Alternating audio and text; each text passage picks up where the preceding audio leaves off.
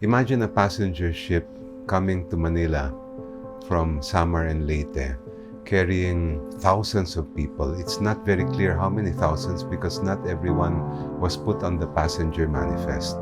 Based on the accounts of the people who were there and the families who saw them off, the ship was overloaded.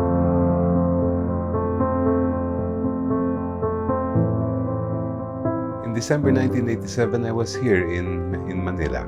At the time, I had just returned from the US, where I graduated from the Northern Illinois University. Kaya intern pa lang ako when I first joined the team working on Doña Paz. After I passed the bar, this case was one of my first cases as a working lawyer.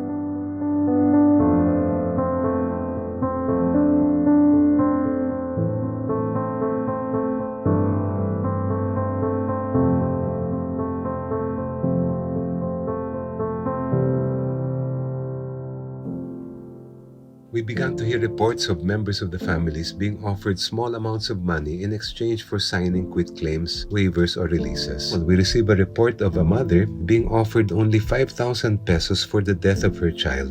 Ang ibig sabihin nito ay pinapaubaya na nila yung pagsampa ng kaso o paghahabol dun sa mga kumpanya na may responsibilidad dun sa trahedya. We later argued that these quitclaims and waivers were void because they were not knowingly and voluntarily made.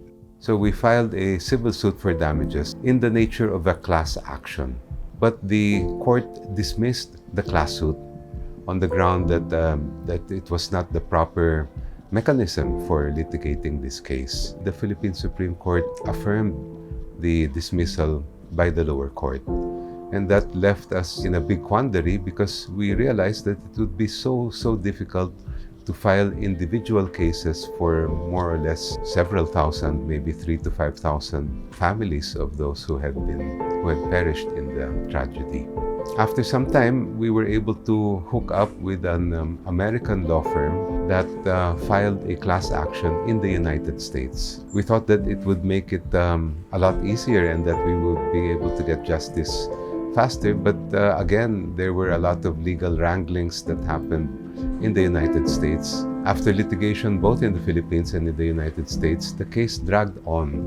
It reached a point where we didn't know whether we would really be able to get justice for the victims of the tragedy. After several decades, we reached a settlement that was able to at least provide closure to the relatives of the victims.